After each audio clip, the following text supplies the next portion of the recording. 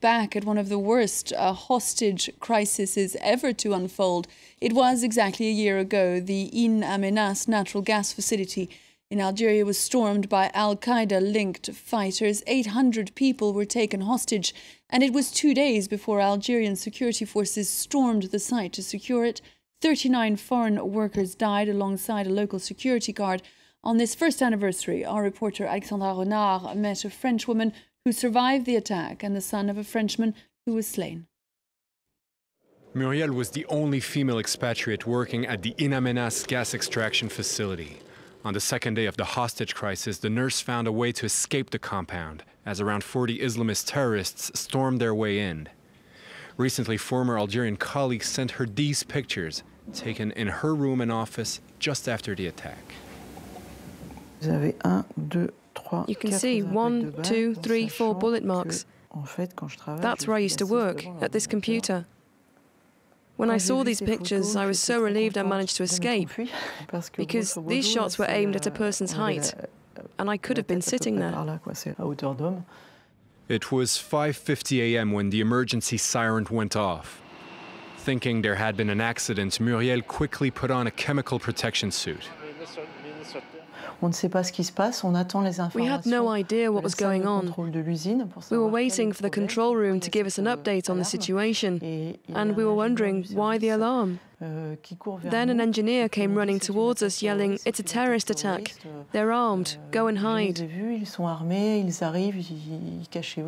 So we all started running, looking for somewhere to conceal ourselves. We were told to lock ourselves in the offices or in our rooms and wait for the army to arrive. That's what most people did if they could. I'm not saying that's why some of my colleagues were killed, but many of those who hid in offices or their rooms ended up getting caught by the terrorists. Some were killed immediately. At the time of the attack, 800 people were working on the huge industrial complex, including 140 expats from a dozen different countries. At first, Muriel hid in her office, some 3 kilometers from the living quarters. With explosions and gunshots going off all around, she turned on her radio to learn that buildings were on fire and hostages being executed. After waiting 25 terrifying hours, she decided to try and escape. Algerian colleagues hid her within their group, sneaking her under the compound's boundary fence. Once outside, they walked towards a unit of the Algerian army, their hands up, so as not to be mistaken for terrorists. When I first arrived at this facility, I did raise the question of security. This was Algeria, and right by the border with Libya. But I was always told not to worry, that the compound was heavily guarded by the Algerian army, that this was a secure perimeter and difficult to penetrate. They said the place was so huge, it was like a country within a country, and you practically needed a visa just to enter the area. I was told that there were army patrols, military vehicles stationed nearby, and even drones circling the area, so there would be no problem. But what haunts me now is how could these terrorists have had such easy access to the compound and the living quarters? A year has passed, but Muriel has been unable to go back to work. She's now trying to rebuild her life abroad and has just finished co-writing a book investigating the In Amenas hostage crisis. She hopes that an international team of investigators will eventually reveal just what happened during those 2 dramatic days. I'd like the Algerian government to share with us all the information they managed to extract from the terrorists they captured. Tell us how the Algerian army led the assault. I think they do have precious information, but so far there's been no cooperation on their side at all. Florian is the son of Yann Desjeux, the French hostage killed during the attack.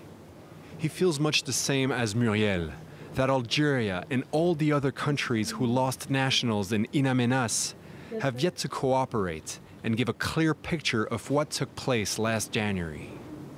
When I saw my father's coffin surrounded by nearly 40 other coffins, I suddenly realized this had been a massacre, and I vowed that I would get to the truth about what had happened. Florian left his job and has spent the last year investigating the assault himself.